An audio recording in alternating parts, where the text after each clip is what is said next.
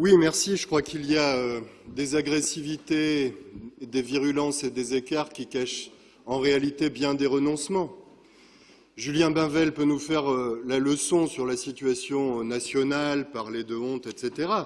En réalité, on a Michel Barnier qui a passé 15 jours à négocier avec Marine Le Pen et qui a eu le déshonneur, l'humiliation et la défaite. C'est sa responsabilité qui n'a rien à voir avec, par ailleurs, cette Assemblée régionale. J'entends Guillaume Richard continuer d'essayer de salir nos politiques publiques, de continuer de salir la folle journée. Je me dois donc de lui rappeler à nouveau que dans cette affaire qu'il cite et qu'il aime tant citer, parce qu'il n'a peut-être rien d'autre à nous dire sur les politiques publiques culturelles, la ville de Nantes siégeait au rang des victimes. Elle a été reconnue comme telle par décision judiciaire. Quant à la directrice concernée, elle a été condamnée plus haut que les réquisitions du procureur. Voilà la réalité des faits et cette vérité est vérifiable, évidemment, et la justice est passée. Bien, mais en réalité, moi, ce qui me sidère dans le débat qui est le nôtre et dans votre piteuse tentative de défendre la position régionale, c'est l'abandon, c'est le renoncement même à la politique. J'ai lu avec attention et dans la sidération l'interview de la présidente de région aujourd'hui. Comment peut-on renoncer à ce point? Gérer, administrer une région, faire de la politique, ce n'est pas gérer une entreprise, et une entreprise a au moins le talent d'essayer de vendre son produit et de le mettre en récit.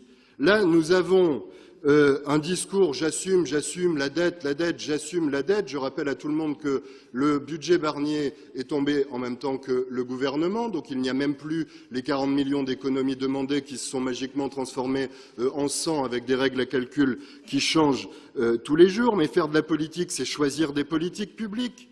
C'est essayer de répondre aux besoins des habitants de nos territoires, c'est permettre la libre administration des collectivités pour faire des choix pour y répondre. Il n'y a rien de tout ça dans l'interview que nous lisons ce matin. Et Julien Bainvel peut nous donner des chiffres, nous les découvrons. Alors, on est accusé d'avoir dit 73%, ce serait moins 50%, mais la réalité est bien pire. Vous aurez du mal à maquiller tout ça. Les courriers sont tombés. La présidente de région ne dit pas la vérité lorsqu'elle dit que tous les acteurs ont été contactés. À Nantes, ici, ce sont des courriers qui sont tombés dans les boîtes aux lettres, comme on reçoit des lettres de licenciement au pays des patrons voyous. Et dans ces lettres, il y a cette phrase partout, ce qui nous amène à renoncer à la plupart de nos partenariats. En réalité, vous pourrez toujours maquiller les sommes, dire que c'est 50, 73, c'est 100%. Pour l'essentiel des structures, pour la vie de nos territoires, pour des coopérations territoriales construites patiemment pendant des dizaines d'années, par Guichard, par Fillon, par Oxiette, par Retailleau. C'est tout ça auquel vous renoncez en tournant le dos. Un mot tout de même, parce qu'il y a des mots d'une violence terrible sur le microcosme culturel, ces associations très politisées, les publics de l'opéra, de la folle journée, de tous les événements culturels apprécieront comment ils sont considérés par la présidente de région, de même que les acteurs culturels. Mais je ne peux pas laisser dire dans la presse du jour que les subventions serviraient à payer des emplois et des loyers. Une subvention, ça donne à certains que nous choisissons dans nos politiques publiques les moyens d'exercer des missions de service public, des moyens humains, des moyens matériels, des moyens à nos artistes pour créer, des moyens pour les lieux de permettre la rencontre entre leur création et un public si nombreux, de le démocratiser, de permettre d'ouvrir nos lieux au plus grand nombre. Ça permet de soutenir une chaîne économique diverse et nombreuse qui va des cafés qui accueillent des concerts jusqu'au monde du livre et de la lecture, ce beau monde des entreprises, des éditeurs, des libraires auxquels vous vous attaquez aujourd'hui. Voilà à quoi servent les subventions régionales. Et pour rentrer un peu plus dans le détail, eh bien, elles s'adressent, parce qu'évidemment vous conventionnez, comme nous le faisons, à un certain nombre de publics. Elles permettent à nos structures, à nos établissements de rayonner sur le territoire régional. Là, elles sont basées dans la métropole. Elles permettent aux lycéens d'être accueillis.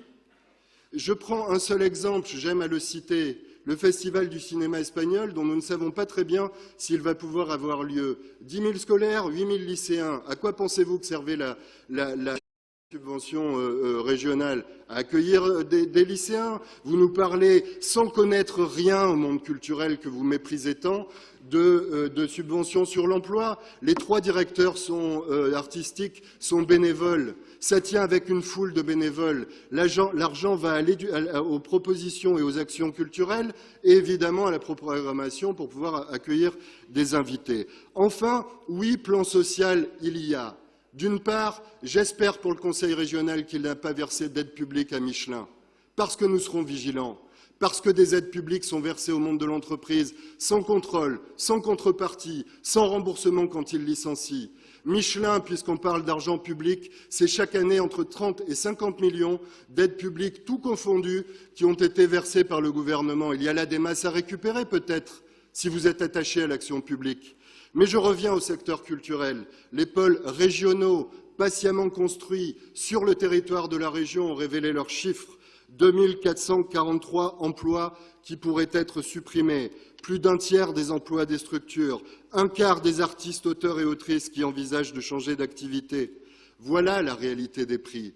Enfin, pour finir, puisqu'on nous dit se replier sur l'essentiel, les compétences obligatoires, je rappelle que le législateur a choisi de parler de compétences partagées.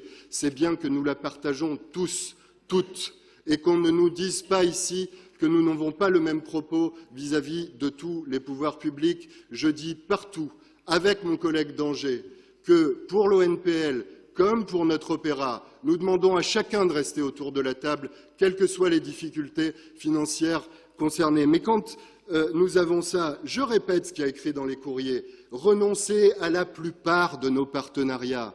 Eh bien, quand une table tient sur 4 pieds et qu'on scie un pied, la table tombe. La table tombe dans une brutalité inouïe, puisque, encore aujourd'hui, nous apprenons des nouvelles, que la subvention pour quelques semaines, qui aurait dû être votée en novembre, en prévision, n'aura pas lieu. Parfois d'un SMS, un coup de fil, dans une brutalité et une panique totale. Voilà la réalité. Et je rejoins le propos de Ronan Dantec. Il y a là rupture républicaine, rupture de la décentralisation culturelle, patiemment construite de Malraux à Langue-Héralite. Je m'arrête là, je laisse la parole à la fin à Aragon, un peu de poésie nous fera du bien. Il résume parfaitement mon état d'esprit.